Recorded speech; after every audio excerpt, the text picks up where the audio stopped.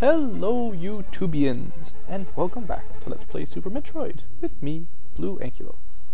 So I realized, after reviewing that last episode, that there is a little bit of a problem. I fixed the flickering problem where when you get hit, the sprite for Samus was disappearing. But instead, it seems like there's the occasional frame drop. Every now and then it jumps a little bit or something like that. So hopefully, I've changed a couple more settings. I'm going to try to get it all sorted out early on. You know, I want it to look nice. But anyway, let's continue on. Hopefully everything works. So we are going to fight these guys. What? You can't hit them with your gun? Oh, good thing we have missiles. Your regular beam is ineffective versus the green space pirates. It's possible you can kill them with bombs too, actually. And they don't like to hold still. Yeah, but it would take a couple bombs, so whatever. Easier to do it like that. We'll go through the bomb or the red door first to one of the most interesting areas in the game. Ooh, now that is a cool looking statue. All kinds of glowing lights on it, and looks kind of like this big demon. And our first experience with water here. Water has some really interesting physics effects on your character. We'll get into that more once we get to it. I also noticed that I didn't mention with bombs, you can drop 3 at a time, and that's it. You can't drop more than 3 at a time, so that's kind of why it's tricky to do some of the bomb jumps. You can also do, I was showing you vertical bomb jumps. There's ways to do horizontal ones as well, where you travel left or right rather than just up or down. Oh, I'll show you this thing. These are little bug hive things. You shoot them and little frogs, I call them frogs. They're probably not frogs. They jump out, and if you shoot them, you get power-ups generally. And then these crawler things, you can't kill those yet either, so unfortunately, not much we can do about that. But we've got another elevator. What awaits us? I think, you know, because I love the music so much in this game and it's very, very atmospheric, I think I'll turn the volume up a little bit for the next episode, just so you can hear some of the stuff. We'll see how this goes. This is one of the louder background songs, so we'll see how this sounds when you're in the video on YouTube, and I might make it a little bit louder next time, just because it's cool. And it's a rocket back and forth dude.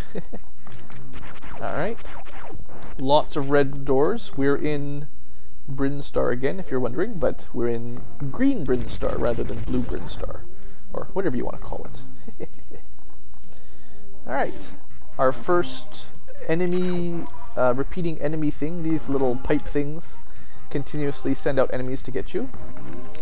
Oh, how do you get through that? There is actually a way to get through that right now. It's probably a bug or a glitch. I'll try it once, but I probably won't be able to do it. I've done it before, but it takes a lot of work, and there's a few of them in a row, so you have to keep going all the way through, and the floor disappears as you walk on it. That's what those little bubbly gray things are. So what happens is, as soon as you step on them, they break. As long as you're running, you're dashing, you'll be okay, but if you just walk across them normally, you won't be able to make it. So if you want to get across that and really sequence break this set of items you're supposed to get, you have to do a running, oh, what's it called? It's a running, basically you're going to turn into a ball as soon as you hit the floor, so that you're still in running dash mode. You can't normally, when you're in ball form, you just run at normal speed, not dash speed. But there's a way to sort of bug it out where you're sort of, that didn't work at all. But anyway, you sort of dash forward, jump, and as you're landing, you turn into a ball. And if you time it just perfectly, you'll be moving at dash speed while a ball, and then you can make it all the way across to the right side. I'm not going to do that. I've done it a couple times, but it's kind of a pain. We met our first gravity-defying jumper there. Quite another iconic Metroid enemy. Things that crawl on the walls and things that jump backwards from the roof. And some map information. Fairly helpful if you don't know what you're doing. Brinstar is very large.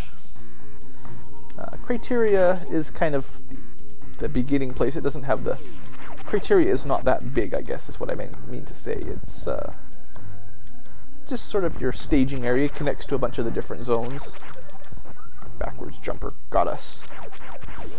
So yeah, there's another example of brown doors. If you kill all the enemies, they will turn blue, or flash blue, and then you can open them. And a save spot, like the big S on the map. Won't worry about that just yet. Try to get a little bit further before I end this episode. And go this way to show you some more cool stuff. Our first dark room with little light bugs. Everyone you kill will make the background a bit darker though. And you can also kill them by running into them. So you have to be a bit careful. Because once you kill all of them, it's very, very dark. And missile reload station. Woohoo! There's not a whole lot of those, but no matter how many missiles you've got, they will bring you to max. So you can see it's getting harder and harder to see the floor. If we killed the last one, we wouldn't be able to see the floor at all. So definitely something to keep in mind. And there's a floor here, and that's one of the other benefits of the bombs, is they will show you kind of if a tile can be broken, or if you can affect it with something, or you know, whatever the special properties are. And that's something that we don't have yet, so nothing we can do about it, but just keep in mind there's a secret there. And now we're in red Brinstar, or actually, no, there is a redder Brinstar. This is like pink Brinstar or something. I love Brinstar. It's my favorite place in the game. All the various areas. It's very biological, and I don't know, I like it. It's cool. We got ourselves a little wall here to bomb our way through. And another one of those areas. This time you get weird little triangles from it. And even tougher bats, those ones you can't even shoot to destroy. Alright, we're going to go this way first. Pick up a little secret here. Well, not a secret. You're not supposed to be able to do this yet.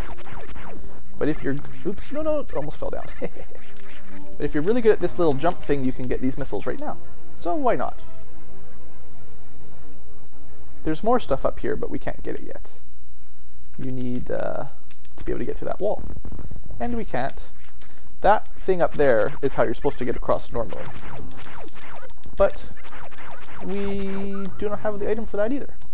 Another orange door. Alright. And some more missiles. Wow, we're just loading up on missiles in this game. And you can notice those two blocks look out of place. We should blow them up. Another secret-y thing.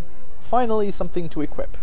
I guess technically the bombs in the ball are equipable too, but now we've got the charge beam. Very, very handy. Charge it up, you do more damage. Also a couple other little tricks I'll show you in a second. Check out what's across this little hole first though.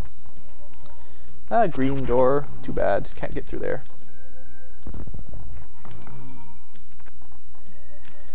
Can get up though. Alright, so if you charge up your thing all the way to full power, you'll notice you're flashing when you're doing the spin jump. If you hit an enemy while you're spin jumping, you will do a quasi-screw attack, I believe it's called, which does a lot of damage to the enemy, not to you. So instead of you taking a hit, the enemy will take a hit. And it squishes them. It doesn't kill everything though, so be careful. Some things are too strong. And here we are, another semi-secret, just a save room. We'll just save it up and we've got enough time. I'll try to show the next section before I end the episode up. We haven't done too much yet. See if I can keep my videos to a decent time if I go a little bit quick through this next area.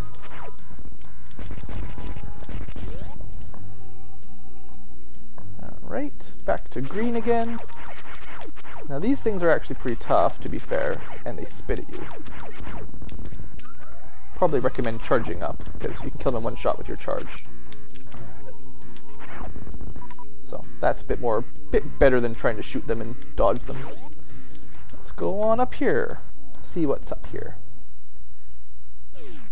Uh-oh. Boss 2!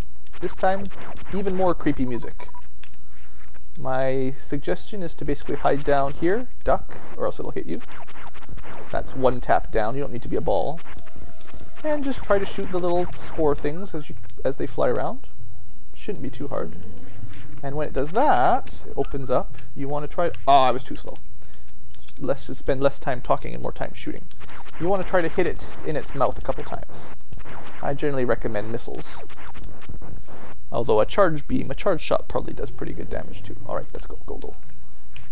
Oh, I got it once. You can hit it, I think, up to 3 times if you're quick, but so far one missile is not the best. But like you see, as long as you stay down here on the bottom, I got him twice at least, that's a bit better. As long as you stay down here and duck, he can't even hit you, so you can just keep shooting the little ball things and all that, and pick up some missiles in between if you want. Shouldn't be too hard. One thing to notice though is he will move... Oh, come on. Okay, well that's a problem. I should I should jump on the ledge first rather than just go for the kill immediately. Proving myself to be a noob even though I shouldn't be. He's changing color, and as we do more damage, he will get darker and darker, and he will start to move faster, which is kind of cool. If you don't want to duck under him and be cheap, you could just run back and forth. But it gets hard, like as he moves faster and faster. You'd have to do this. A little bit tricky, so I just sit here, camping on the boss. He doesn't take a whole lot of missiles. I only got him once. Okay, not my best fight against this one. I did pretty good against the Chozo statue, but against the little spory vine boss thing, not my best show. Of course. One hit again. He is harder to hit multiple times once he's moving quickly, because he starts to fly away pretty quick. None of these early bosses should be that difficult. I mean, it's just testing kind of basic game mechanics, you know, if you understand how to duck and all that. Once you've killed him, everything dies. So, huzzah! We win. And I think I will end the episode here, and not at a save point this time, unfortunately, because I don't want this video to go too much longer. But we'll find out what our reward is for killing this boss in the next episode of Super Metroid. Hope you're enjoying. Have a great day.